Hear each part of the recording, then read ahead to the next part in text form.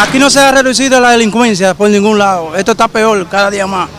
Cada día más gente muerta, diario. Es que no dejan trabajar a la gente de trabajo.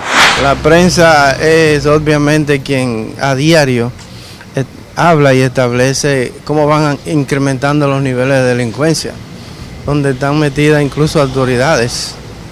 O sea, una vez dijo Jorge Suberoiza, cuidémonos de quienes nos cuidan. Bueno, yo lo veo siempre igual, o cada día aumentándose más. Yo no veo que ha reducido.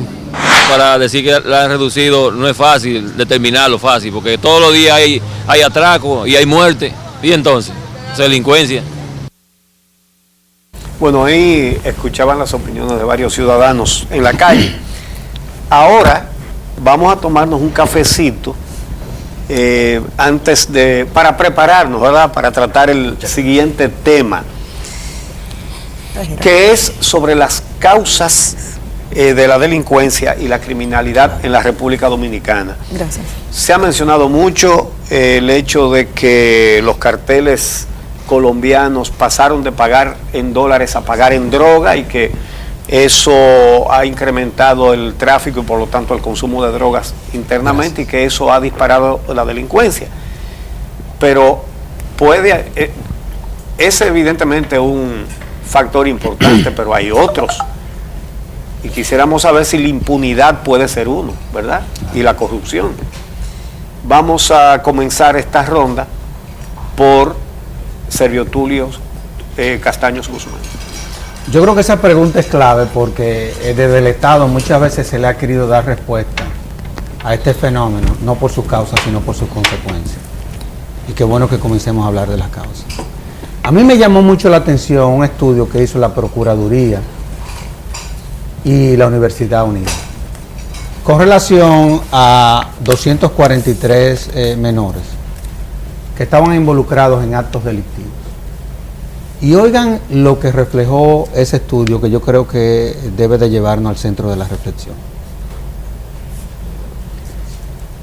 Cuando eran varones y hembras, todos habían tenido relaciones sexuales antes de los 14 años, varias veces. Habían tenido hasta 4 parejas. Todos habían consumido cocaína y marihuana. La mayoría ya estaba vinculado a robos. Los delitos que habían cometido antes de los 14 años eran asesinato, homicidio, delitos de alta tecnología, entre otros. ¿Dónde se hizo el estudio? Perdón, en todo lo que son estos menores que están en centros de reclusión, especiales para menores. Cuando se le abordó de a qué edad habían comenzado a laborar, es decir, trabajo infantil, antes de los 12 años, muchas veces inducidos por los padres. El 60% había abandonado la escuela. Y así tú te encuentras con una serie de cifras ahí, que evidentemente de la cual tú has venido hablando durante muchísimos años. Yo creo que nosotros tenemos que ver y entender cuál es el mensaje que nos quiere decir todo esto. Y tú dijiste algo ahorita. Es que los niveles de discriminación y de exclusión que hay en este país, evidentemente han levantado unos niveles de resentimientos muy fuertes. Hay un dato que saca el PNUD y es, entre otras cosas, que el 35% de la juventud dominicana ni estudia ni trabaja. Estamos hablando de 700,000 jóvenes. Entonces yo creo que nosotros tenemos que comenzar a poner la mirada en esa dirección. No hay una cosa que genere más delincuencia o ha generado más delincuencia en este país. Y eso lo quiero decir con el mayor respeto posible. Cómo desde el Estado muchas veces se han comportado quienes nos han tenido que administrar las cosas públicas. Eso es lo que está pasando en este país. Es decir, aquí como los niveles de consecuencia no funcionan, hay un problema social muy grave. La inversión social, por más que uno oiga, porque una cosa es usted estar promoviendo programas de asistencia social desde instituciones que no tienen nada que ver, para tú real y efectivamente diseñar programas que vayan dirigidos a tratar de rescatar a esta población, y evidentemente de que nosotros desde la Fundación hemos focalizado como las causas fundamentales. Son esas las causas, la falta de oportunidades, muchas veces como en nuestros barrios vive la población los hacinamientos, y yo creo que un punto de partida sería poner sobre la mesa este tipo de situaciones que están reflejando ya los estudios que se vienen haciendo desde los últimos años. Bien, Tajira. Sí, bien. Yo pienso que apuntar a las causas de la delincuencia es apuntar a lo que llamamos como delincuencia. Una cosa es la delincuencia menor y otra cosa es la delincuencia mayor, ¿no? O sea, ¿cómo se vincula la delincuencia desde lo micro a lo macro? ¿Cómo se vincula una cosa con la otra? Recientemente, el pasado viernes, se puso a circular un estudio que yo hice para la Fundación Abriendo Camino, que es un retrato cualitativo de la adolescencia, donde yo trabajé directamente con todo lo que era la población adolescente en un barrio, específicamente Villas Agrícolas, que fue publicado por la población, por la Fundación. En ese estudio nosotros pudimos ver la situación que pasa con la juventud en nuestros barrios, que es una cosa que yo la he estado trabajando en muchos estudios y que se va confirmando cada vez más. Uno de los temas es lo que decimos, la desigualdad. Otro de los temas es una población que crece en la violencia y legitima la violencia. O sea, la población entrevistada, los adolescentes, tanto del sexo masculino y más desde el sexo masculino que el sexo femenino, legitima la violencia y es agresor y víctima a la vez, ¿no? Entonces, ese es un punto que genera de alguna forma una vinculación directa con los temas de violencia y de alguna forma de la criminalidad. El otro tema es el tema de la impunidad, lo que decíamos ahorita. Cómo yo miro la sociedad, cómo yo miro mis expectativas con respecto a mi progreso, hacia dónde yo progreso, hacia dónde veo que yo me puedo mover socialmente. La educación ya no es una alternativa para la población masculina. No, los niveles de deserción se dan primero por una expulsión del sistema a una población juvenil que tiene cambios que el sistema no acepta ni maneja, ¿no? Y segundo, el tema de que la educación ya no es la vía para yo ascender socialmente. Lo que la sociedad me está presentando es vías de ascenso social a través de redes en conflicto con la ley, que no están en conflicto con la ley porque no hay pena. O sea, ¿qué conflicto puede tener yo robar cuando yo puedo conseguir que salir libre? ¿Qué conflicto puede tener con la ley robar en un país donde los grandes ladrones están fuera? Y están con todo descaro diciendo, sí, yo robé todos los millones del mundo, no hay ningún problema. ¿Qué ejemplo da esa población que ha estado en el poder, y está en el poder, o está en los grandes sectores de poder, que está robando y no tiene consecuencias a la juventud y a la adolescencia?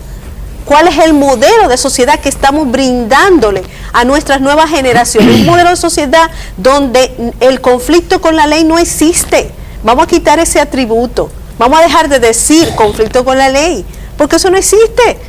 En un país donde el robo, el crimen, mientras más poder tú tienes, mientras más acceso tú tienes al poder, pasa desapercibido de un sistema de justicia que se maneja con los niveles de fragilidad con que se maneja ese sistema de justicia. Entonces, claro, solo miramos la delincuencia en esos más pequeños que están viviendo la desigualdad y la violencia estructural, y a los cuales podemos establecer como acusados de lo que están en la cárcel. Pero la mayoría de los criminales y de los grandes organizadores, ¿no?, y gestores de la criminalidad y de la delincuencia están fuera de la cárcel. Daniel Pou.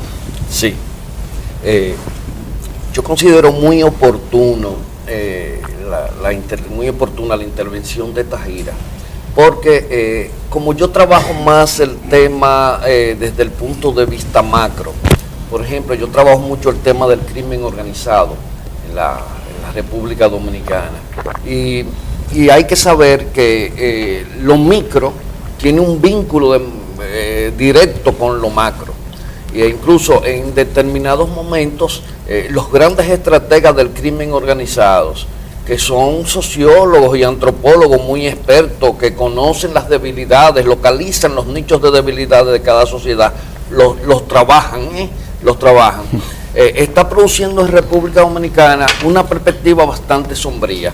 Primero, porque como dice Servio Tulio, el Estado tradicionalmente se ha enfocado en combatir las consecuencias o tratar de enfrentar de alguna manera las consecuencias de lo que es la violencia, de lo que es la criminalidad en República Dominicana, sin ir a las raíces, sin pensarse de otra manera lo que es la sociedad dominicana hoy en día, los niveles de desigualdad, de exclusión, la violencia que se ejerce. Ahora mismo me acaba de decir una persona que está viendo el programa por Twitter, dice, oye, cuando yo voy a las sedes no tengo derechos.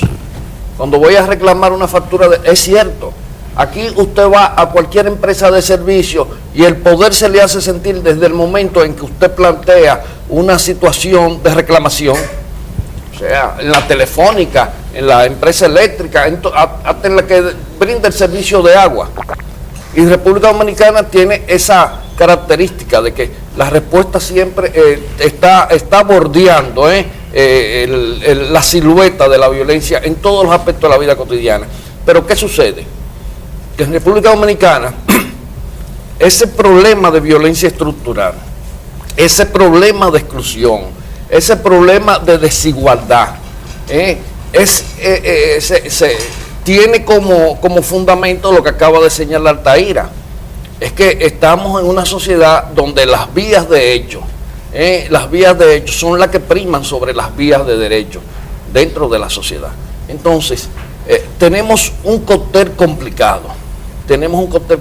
Porque por un lado tenemos un crimen organizado, y eso es un elemento que es fundamental, que está haciendo un colchón social de apoyo en los barrios pobres de República Dominicana. O sea, el crimen organizado en República Dominicana no se parece al del famoso esquema colombiano, que siempre han querido tenerlo a mano, sino al mexicano.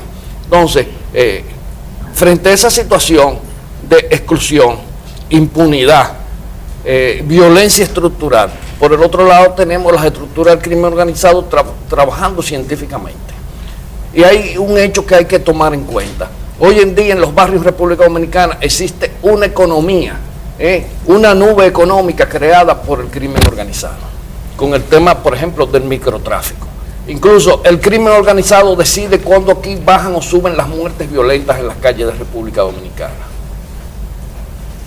Entonces, yo quiero plantear esto así, de una manera general, para que tengamos un panorama de cuál es la perspectiva ahora mismo de República Dominicana y sobre todo, qué tenemos que hacer. Cuál debe ser el compromiso de la sociedad dominicana, pero cuál debe ser el compromiso de quienes dirigen el Estado en República Dominicana. Que es un aspecto que vamos a ver más adelante. Sí, pero yo quería ir más allá de donde tú has ido, sobre todo por lo que tú decías. Esta discriminación, esta separación de determinados sectores de la sociedad con una gran parte de la sociedad, evidentemente de que todas estas debilidades que hemos planteado aquí es la que ha aprovechado el crimen organizado.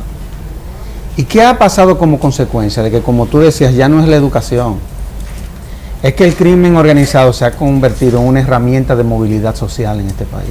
Eso es duro decirlo. Eso es duro decirlo. Escúchame, Sergio Tulio, la más eficiente y rápida. Por todas las cosas que tú estabas planteando. Cuando nosotros estamos haciendo un diagnóstico sobre el sistema penal que vamos a dar a conocer la semana que viene, y la verdad es que eso es una cuestión sumamente compleja, porque oye lo que está pasando. Cuando tú hablabas de los pobres, sucede que nosotros tenemos la tasa de presos preventivos más alta de América Latina, casi un 60%. Nosotros tenemos una cantidad de personas por su condición económica que inclusive ya cumplieron la pena y siguen guardando prisión. Bueno, tú has estado relacionado con el sistema penitenciario. Y hemos visto cómo desde la política muchas veces se desnaturaliza todo. Este es un Estado que ha querido reaccionar. Él actúa de manera reactiva, pero no de manera preventiva. Yo recuerdo con la implementación del Código Procesal Penal que se le atribuían todas las barbaridades que pasaban en este país a la implementación de una legislación, como si las leyes previenen, cuando las leyes intervienen. Es decir que, y concluyo, yo creo que honestamente, y dentro de todo lo que es este proceso y este plan de seguridad ciudadana en donde se están diseñando políticas públicas, yo creo que va a haber que tomar en cuenta estos aspectos para real y efectivamente darle una respuesta adecuada al fenómeno de la criminalidad, sin lugar a dudas. Tenemos que ir a una pausa, pero vamos a dejar en el ambiente la próxima pregunta. Las respuestas que ha dado el gobierno, que ha dado el Estado a los problemas de violencia, de delincuencia, de criminalidad en el país. Distintos planes desde hace años se vienen presentando a la opinión pública, de barrio seguro, de seguridad democrática, el último plan de seguridad ciudadana. ¿Hasta qué punto esto han contribuido y han dado respuesta al problema al que hemos estado haciendo referencia? Vamos a la pausa y retornamos en breve.